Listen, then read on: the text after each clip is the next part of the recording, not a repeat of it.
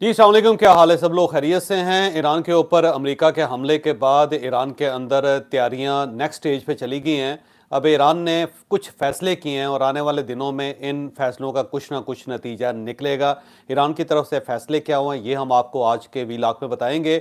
और अमेरिका ने कहाँ कहाँ अटैक किया और वहाँ पे क्या क्या नुकसान हुआ ये भी आपको इसी वीलॉग में बताया जाएगा। और ये भी बताया जाएगा कि डोनाल्ड ट्रंप ने ये जो कहा है कि अगर आपने कोई रिएक्शन किया तो हम उसके जवाब में एक ऐसा रिएक्शन करेंगे कि तारीख आपको भूल जाएगी। क्या ये बात दुरुस्त है? वाकई को अमेरिका तैयारी करके बैठा हुआ है, ये भी आपको इसी इलाके में बताएंगे। और हम ये भी बताएंगे कि इस अटैक के बाद क्या अमेरिका डरा हुआ है, यरका हुआ है, और इस डर को ईरान किस तरह प्ले कर सकता है आने वाले दिनों में, ये भी हम आपको पूरी डिटेल के साथ आज के विलाक में बताएंगे।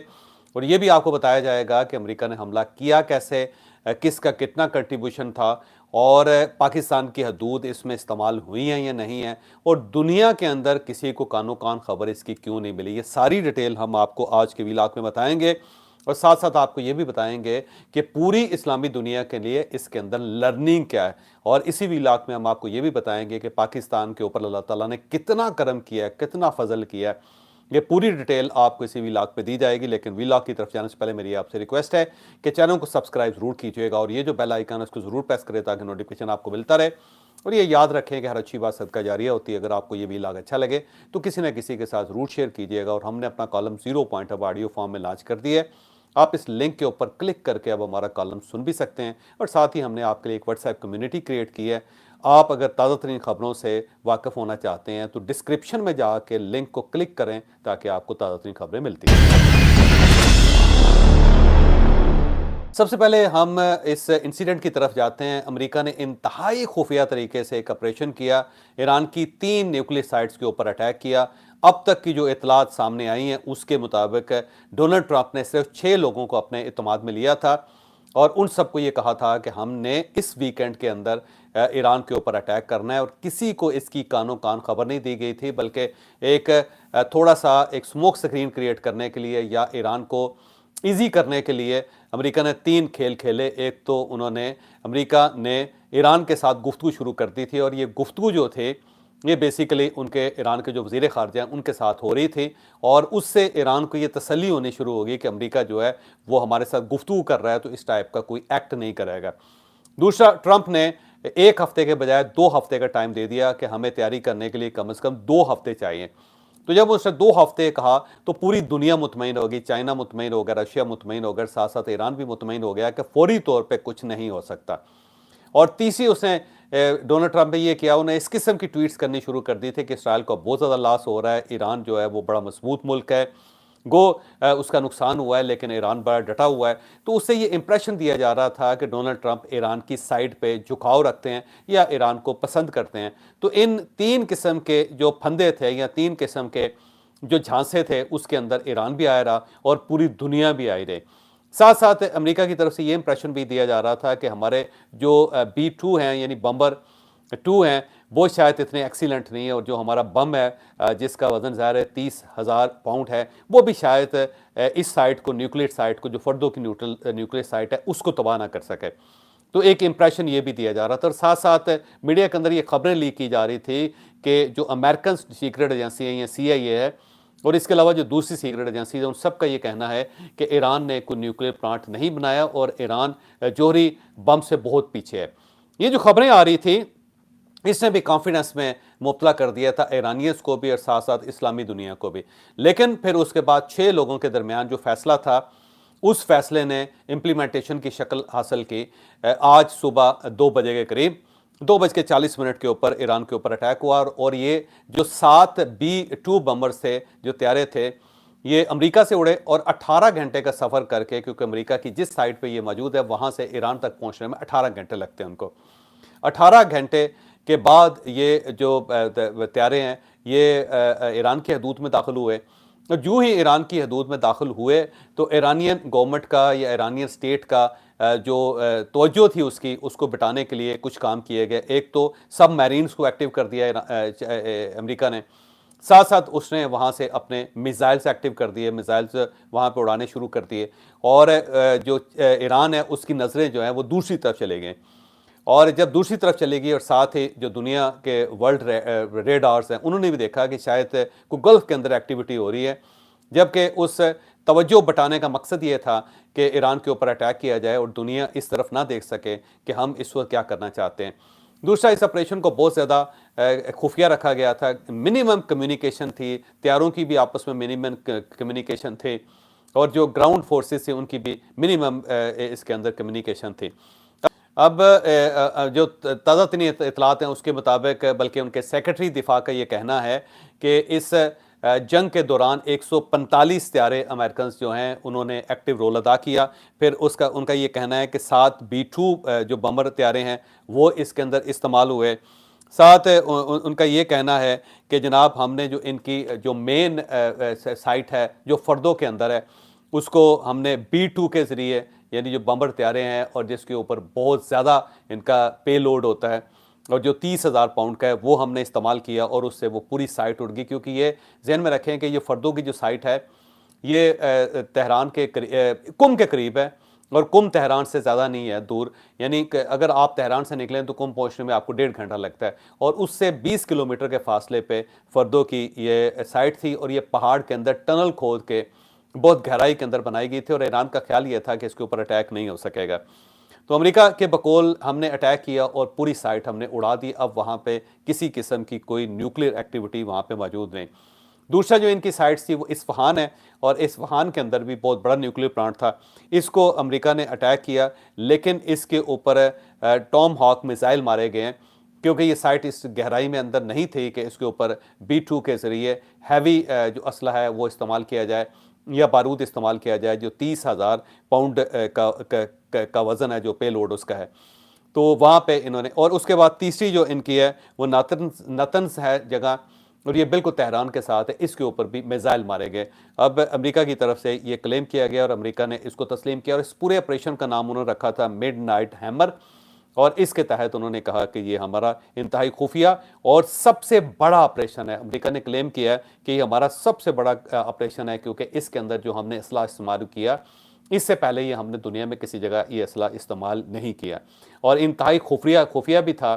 और इस सारे ऑपरेशन में 145 त्यारे इस्तेमाल हुए, 75 मिसाइल उन्होंने कहा जी कि हमने इंतहाई सोफिस्टिकेटेड मिसाइल जो हैं वो इसके अंदर इस्तेमाल किए।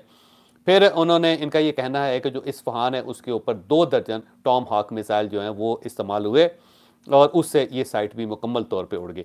साथ ही इस ऑपरेशन के बाद जो अमेरिका के तमाम त्यारे हैं, कुछ सबमरीन्स हैं और उनके जो बहरी बेड़े हैं वो वहाँ से बाहिफाजत बाहर निकल गए हैं, बल्कि जो करीब बहरी बेड़े हैं उसके ऊपर भी किसी किस्म का कोई अटैक सरदस्त नहीं आया।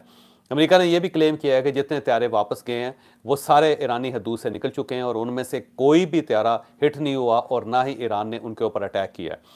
उसके बाद जो डोनाल्ड ट्रंप ने एक तकरीर की है और 3 मिनट का उनका एक वीडियो बयान है, उसके अंदर उन्होंने कहा कि अगर हमारे ऊपर हमला हुआ तो हम इतना खौफनाक जवाब देंगे कि इसका ईरान सोच भी नहीं सकता, लिहाजा बेहतर ये है कि इस हमले को आप लोग पी जाएं। तो साथ ही डोनाल्ड ट्रंप की तरफ से ये भी ऐलान कर दिया कि, और साथ एक उनके अंदर एक तकब्बुर था, उन्होंने कहा जी इतनी बड़ी टेक्नोलॉजी दुनिया में किसी के पास नहीं है।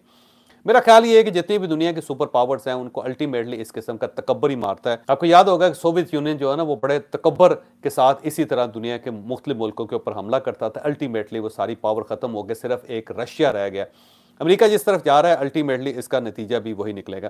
अमेरिका ने अपने लिए तमाम साइट्स के अंदर 80 मुल्कों के अंदर इस वक्त अमेरिका की फ़ौज है, वहाँ पे हाई अलर्ट कर दिया है कि किसी जगह भी कुछ भी इंसिडेंट हो सकता है। ईरान की तरफ से कुछ चीज़ें हैं जो सामने आई हैं, लेकिन उस तरफ मैं जाने से पहले आपको ये बता दूं कि जो ये ऑपरेशन किया गया है अमेरिका की तरफ से उसको गैर कानूनी और गैर आइनी कहा जा सकता है, क्योंकि इस किस्म के ऑपरेशन के लिए कांग्रेस से इजाज़त लेना ज़रूरी है, लेकिन डोनाल्ड ट्रंप ने कांग्रेस को बाईपास किया है और इसके ऊपर अमेरिका के अंदर बहुत खौफनाक डिबेट शुरू हो गई है कि अगर प्रेसिडेंट के पास इतने इख्तियारात हैं कि वो किसी मुल्क के ऊपर इस तरह हमला कर सकता है और उनकी न्यूक्लियर साइट्स उड़ा सकता है और ये तक नहीं सोच सकता कि हो सकता है इससे तापकारी फैल जाए और बहुत सारे लोग जो उस तापकारी का निशाना बन जाएं, तो फिर इतनी पावर जो है प्रेसिडेंट के पास नहीं होनी चाहिए और हो सकता है कि डोनाल्ड ट्रंप के खिलाफ बाकायदा कार्रवाई स्टार्ट हो जाए, और क्योंकि उसने कांग्रेस को बाईपास किया।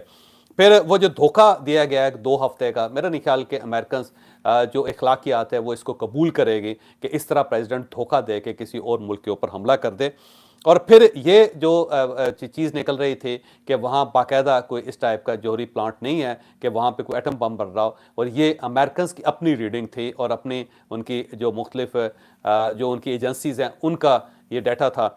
तो इसके ऊपर भी सवाल उठ रहा है कि जब हमारी अपनी एजेंसीज ने कहा है कि वहाँ पे कोई एटम बम नहीं बन रहा था, तो फिर इतना बड़ा फैसला क्यों किया गया। और चौथा सवाल जो अमेरिका के अंदर इसे डिस्कस कर रहा है कि हो रहा है कि एक दूसरे मुल्क के कहने पे, यानी इसराइल के कहने पे, बेंजामिन नेतन्याहू के कहने पे, अगर हमारा प्रेसिडेंट इतना बड़ा काम कर सकता है, तो ये इसका मतलब ये हुआ कि प्रेसिडेंट की पावर इतनी ज़्यादा नहीं होनी चाहिए, इन पावर्स को कम करना चाहिए। तो वहाँ पे डिबेट अब चलना शुरू हो गई है। एक सवाल जो उनके सेक्रेटरी दिफा हैं उससे पूछा गया था कि क्या रजीम चेंज का जो इशू है ईरान के अंदर वो स्टिल एग्जिस्ट करता है या नहीं करता, तो उन्होंने कहा जी कि करता है, लेकिन इस ऑपरेशन का उसके साथ कोई ताल्लुक नहीं है। आगे चल के मैं आपको बताऊंगा कि इसको हम किस तरह रीड कर सकते हैं। बहरहाल सऊदी अरब की तरफ से, कतर की तरफ से, यूएई की तरफ से, साथ साथ ओमान की तरफ से, इराक की तरफ से, पाकिस्तान की तरफ से इसकी मजम्मत की गई है, और सारे मुल्क बड़ी हैरत से एक दूसरे को तरफ देख रहे हैं कि ये अमेरिका ने किया क्या, हुआ क्या। लेकिन अब ज़ाहिर है इसके अंदर पाकिस्तान के लिए एक मैसेज है, और पाकिस्तान के ऊपर जो अल्लाह ताला ने फजल किया वो भी है, वो आगे चल के मैं आपको बताता हूँ। सरदस्त में ईरान की सूरत बता देता हूँ कि ईरान का ये कहना है कि हमारे जो न्यूक्लियर प्लांट हैं वो महफूज हैं। अमेरिका का हमला इसके अंदर ज़रूर हुआ है, लेकिन हमारा को बहुत ज़्यादा नुकसान नहीं हुआ। तो ईरान एक तो ये क्लेम कर रहा है। दूसरा, पासदारान की तरफ से ये बयान जारी किया गया है, और उनके टेलीविज़न पे बयान जवाब जारी किया गया है कि हम इस तरह जवाब देंगे कि अमेरिका या दुनिया सोच भी नहीं सकती। इस एंगल से हम जवाब देंगे। साथ उन्होंने कहा कि जो दिफा हमारा है वो हमारा हक है, और हम इस हक को इस्तेमाल करेंगे, और इस्तेमाल करके हम पूरी दुनिया को हैरान कर देंगे। तो पासदारान ने इस हमले को हजम नहीं किया, उनकी तरफ से धमकी दे दी गई है कि जनाब हम इस अटैक का जवाब ज़रूर देंगे। साथ ही ईरान ने इसराइल के ऊपर हमले तेज़ कर दिए हैं, और धड़ाधड़ जो हैं ईरान की तरफ से मिसाइल हैं वो इसराइल के ऊपर गिर रहे हैं। तो इसका मतलब ये हुआ कि ईरान ने इसराइल से अपना हाथ पीछे नहीं खींचा, वो मुसलसल इसके ऊपर डटा हुआ है, और वो इसराइल के मामले में पीछे हटने के लिए तैयार नहीं है। अब अमेरिका को इसके ऊपर पॉलिसी बनानी पड़ेगी कि क्या अब वो मज़ीद इसराइल को जवाब देंगे या अमेरिका खामोश होकर बैठ जाएगा। ये सारी खबरें जो थी अब तक की थी, जो मैंने आपके सामने रख दी हैं। अब हम आते हैं ईरान के रिस्पांस की तरफ। ईरान के दो रिस्पांस हैं इस पर। एक तो उन्होंने बदला लेने का फैसला किया है, उन्होंने ये फैसला किया है कि हम किसी उस अमरीकी को नहीं छोड़ेंगे जिसने इस सारी कार्रवाई के अंदर हिस्सा लिया है, और डोनाल्ड ट्रंप जो है उसको भी नहीं बख्शेंगे, और हम इसका बदला लेकर रहेंगे। एक चीज़। दूसरा, ईरान का ये कहना था, बल्कि इससे पहले उन्होंने क्लेम किया था कि अगर हमारी न्यूक्लियर साइट पे हमला हुआ तो फिर हम एटम बम बना के रहेंगे। इससे पहले क्योंकि आयतुल्लाह खामनई ने एक फतवा जारी कर रखा था कि इस किस्म का हथियार जो ज़्यादा इंसानियत को कत्ल कर सकता है, जिसके अंदर ज़्यादा लोग मारे जा सकते हैं, उसकी इजाज़त नहीं हो सकती। तो इस वजह से ईरान ने आज तक न्यूक्लियर वेपन नहीं बनाया था, उसने सिर्फ यूरेनियम को एनरिच किया था, और वो भी बड़े महफूज तरीके से, एक महफूज लेवल तक एनरिच किया था। लेकिन मुझे अब लगता है कि ईरान अब हर सूरत एटम बम बना के रहेगा, क्योंकि ईरान ने सोचा था कि अगर हमारे ऊपर हमला हो गया तो फिर ज़ाहिर उसका बदला लेने के लिए हम उस लेवल पर जाएंगे जिस लेवल से हमें रोका जा रहा है। तो ईरान ने दूसरा ये फैसला किया है कि अब वो बाकायदा एनरिच करके एटम बम तक जाएंगे और एटमी पावर वो बनेंगे। तो ईरान का ये फैसला है। तीसरा ये है कि उन्होंने इसराइल से हाथ खींचने से इनकार कर दिया। इसराइल के ऊपर मुसलसल हमले होंगे, लेकिन सरेदस्त अभी ईरान ने अमेरिका के ऊपर हमला करने का फैसला नहीं किया। इसके लिए उन्होंने सोचा है कि एक मुनासिब वक्त का हम इंतज़ार करेंगे, जो ही हमें मुनासिब वक्त मिलता है तो फिर हम इसका बदला लेंगे। लेकिन बदला लेने का उन्होंने फैसला कर लिया है। साथ साथ अब जो बड़ी सुपर पावर्स हैं, जिसके ऊपर चाइना है, जिसके अंदर रशिया है, ईरान ने उनके पास जाने का फैसला भी कर लिया। रशियन प्रेसिडेंट के साथ भी रब्ता किया जाएगा, चाइनीज़ प्रेसिडेंट के साथ रब्ता करके उनसे भी लाहे अमल जो है मालूम किया जाएगा। और मुझे लगता है कि ईरान अब सपोर्ट लेगा चाइना की और रशिया की, और उस ब्लॉक में जाके उनकी जो टेक्नोलॉजी है उसका फ़ायदा उठाने की कोशिश करेगा। इसके साथ साथ पाकिस्तान की तरफ से ये वजाहत की गई है कि पाकिस्तानी जो फ़ज़ाई हदूद है वो इस्तेमाल नहीं हुई। जो त्यारे अमेरिका ने इस्तेमाल किए हैं वो किसी और डायरेक्शन से ईरान तक पहुँचे हैं। पाकिस्तान की हदूद इस्तेमाल नहीं हुई, ना ही हमने किसी को इजाज़त दी है कि आप हमारी हदूद इस्तेमाल करें। तो इसका मतलब ये हुआ कि अगर पाकिस्तानी हदूद इस्तेमाल नहीं हुई तो फिर ये समंदरी रास्ता इस्तेमाल हुआ होगा, या फिर गल्फ स्टेट की तरफ से जहाज़ आए होंगे। लेकिन ये क्योंकि इतने सोफिस्टिकेटेड जहाज़ थे कि ये किसी भी रेडार के अंदर नहीं आए। तो अमेरिका ने ऐसी टेक्नोलॉजी इस्तेमाल की है कि किसी जगह से इसको ट्रेस ना किया जा सके, तो ट्रेसेबल नहीं थे। अब या तो चाइना या फिर रशिया अपने रेडार से या अपने सैटेलाइट से ये इंफॉर्मेशन पास ऑन करेगा कि ये तैयारे आए किस साइड से, क्योंकि अमेरिका तो ज़ाहिर नहीं बताएगा। तो कुछ अरसे तक हमें इंतज़ार करना पड़ेगा कि किसकी हदूद इस्तेमाल हुई थी। अगर ये अरब मुल्कों की हदूद इस्तेमाल हुई है तो फिर उसके बाद ज़ाहिर है पूरी इस्लामी दुनिया के लिए डूब मरने का मुकाम है कि हम किस लेवल पे चले गए हैं कि हमारी हदूद के अंदर से गुजर के तैयारे जो हैं वो हमारे एक इस्लामी मुल्क के ऊपर हमला कर रहे हैं और वहाँ पे तबाही फैला रहे हैं। जितना ईरान के अंदर तबाही आई है उसके बारे में कोई हतमी इतलात अभी तक नहीं आई। आने वाले दिनों में डेफिनेटली आएगी, और अगर कोई ताबकारी फैलती है तो ज़ाहिर इस सारी का जो सेहरा है वो अमेरिका के सर बंधेगा, और उसमें फिर हज़ारों नहीं बल्कि लाखों लोग इसका शिकार होंगे। पर आने वाले दिनों में देखते हैं कि क्या इसका जो नतीजा निकलता है। यहाँ पे पाकिस्तान के ऊपर देखें, अल्लाह ताला की कितना फजल और करम है कि पाकिस्तान न्यूक्लियर पावर है, और हमने उस दौर में बनाया था जिस वक्त पूरी दुनिया हमारे खिलाफ थी। लेकिन इसके बावजूद पाकिस्तान ने खामोशी के साथ वो पावर हासिल की, जिसकी वजह से आज पाकिस्तान का दिफा मजबूत है, और पूरी इस्लामी दुनिया के अंदर पाकिस्तान वाहिद इस्लामी मुल्क है जो जोरी ताकत भी रखता है। तो ये पाकिस्तान का कमाल है और अल्लाह ताला का ख़ास फजल है। आज अगर पाकिस्तान के पास ये पावर ना होती तो आप खुद अंदाज़ा लगाएं कि 10 मई तक पाकिस्तान के साथ क्या क्या ना हो चुका होता। पाकिस्तान अगर आज महफूज हाथों में है तो उसकी बुनियादी वजह यह है कि हमने अपने दिफा का बंदोबस्त कर लिया था। इससे तमाम इस्लामी मुल्कों को सीखना होगा। और इसके साथ साथ जो दूसरी चीज़ है जिसका इस्लामी दुनिया को इदराक होना चाहिए, वो इदराक ये होना चाहिए कि अगर कि लोगों ने, किसी मुल्क ने या किसी मुल्क के लोगों ने अपने दिफा का बंदोबस्त किया हो, उसके ऊपर इन्वेस्टमेंट की हो या साइंस एंड टेक्नोलॉजी पर इन्वेस्टमेंट की हो, तो फिर उसका ये नतीजा निकलता है कि 18 घंटे 7 यानी 7 जहाज़ बी बमर जो हैं वो सफ़र करके इतनी दूर आके ईरान जैसे मुल्क के ऊपर हमला कर सकते हैं और उनकी न्यूक्लियर कैपेबिलिटी को तबाह कर सकते हैं, और किसी को कानो कान खबर नहीं होते।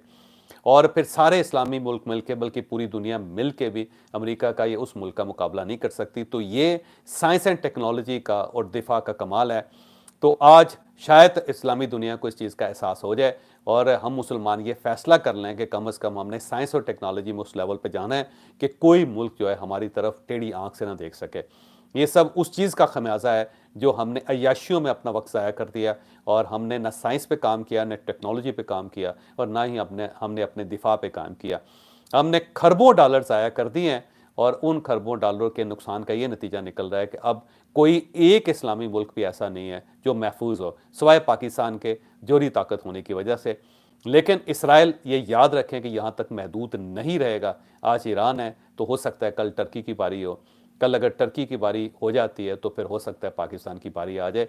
ए आलमे इस्लाम, है मुसलमानों, जागो, साइंस पे काम करो, टेक्नोलॉजी पे काम करो, दिफा पे काम करो, और अपने आप को इंडिपेंडेंट करो ताकि दुनिया की कोई ताकत आपकी तरफ टेढ़ी आंख से ना देख सके। ईरान के ऊपर जो ये हमले हुए हैं 3, ये उसका मैसेज है इन हमलों का कि हम सबको साइंस एंड टेक्नोलॉजी पे और अपने दिफा पे काम करना होगा। और अगर हम काम नहीं करते तो फिर वही नतीजा निकलेगा जो इस वक्त ईरान का निकला है। मुझे इजाज़त दीजिए, अगले व्लॉग में मुलाकात होगी। पाकिस्तान जिंदाबाद।